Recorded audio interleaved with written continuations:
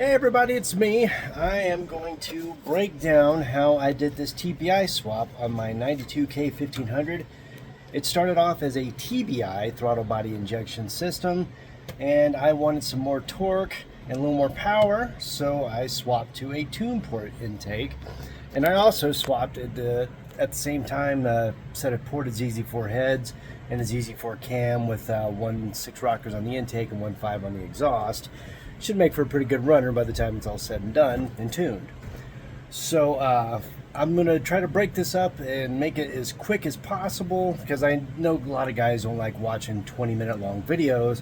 So I'll try to put timestamps in the description so that way you can skip ahead. I'm not going to tell you how to put the intake on because if you're planning on doing the swap, you should already know how to put the intake on. I'm just going to talk about the pertinent parts of the swap, like the throttle cable, the ECM, the wiring, and the fuel system. And so here we go. So we're going to start off with the throttle cable. So what I did, because I'm running a 89 through 92 throttle body, and I needed this style of throttle cable. Now what I did was I went to the junkyard and I got for about $5 a throttle cable out of a 98 Vortec truck with the CPI. So what I did, because I'm still running the stock housing for the stock cable, so what I did was I cut the end off of the back of the Vortec cable, ran it through the stock cable core here, or casing.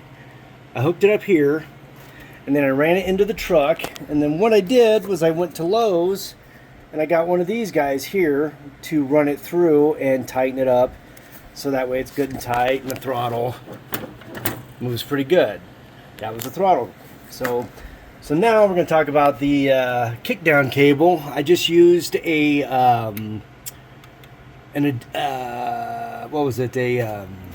universal. I'm sorry, a universal kickdown cable I got from Summit. Cost me about $60.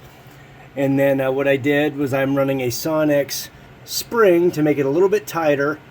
And then what I did was I cut it, and then I've got one of these wire locks here to make it good and tight, and then made it adjustable. We're good to go. It's good and tight. So then we're going to talk about the wires. Now the wires, all I did was I tied into the stock TBI wires there. You'll see some connectors, okay, because with a TBI setup, it runs on 4 wires on a batch fire system. So what I did was I took the AED1 injector wires I got from the junkyard for free, 50 free, and then I wired them in series and then hooked them up to the stock TBI lines and hooked them up there. So I am still running the stock TBI harness with just these 8 wires added, because then I'm going to get into the ECM. You can't see it, but it's in here. I'm running a EBL flash ECM hidden behind here, and I'm running a Zetronic ZT3 wideband set up here. Now the good thing about it is that all I gotta do is hook my laptop up to it, and I can tune it this way. It's the EBL flash 2 with a port mod, so I can run 8 injectors. Made life very, very simple. And so then we'll talk about the fuel system real quick. Now with the fuel system, what I did was I drilled and I tapped the stock line. I don't know how well you can see it. I drilled and tapped the stock line for a steel AN fitting with about a 90-degree bend there. And then what I did, as I see, so now I have the stock flexible lines. Most GMT400s from 87 to 92 or 96 came with the flexible fuel lines that you'll see there. If you don't have the flexible lines, go to the junkyard and get them. They're very easy to install. So what I did was I ran my fuel line to a connector. I don't know how well you can see it. Okay, yeah, you'll see it there. To a connector there. And I have an electronic fuel pressure gauge there. It is in the truck. So that is the stock inlet line that I've got with a couple adapters. Plugged it right in.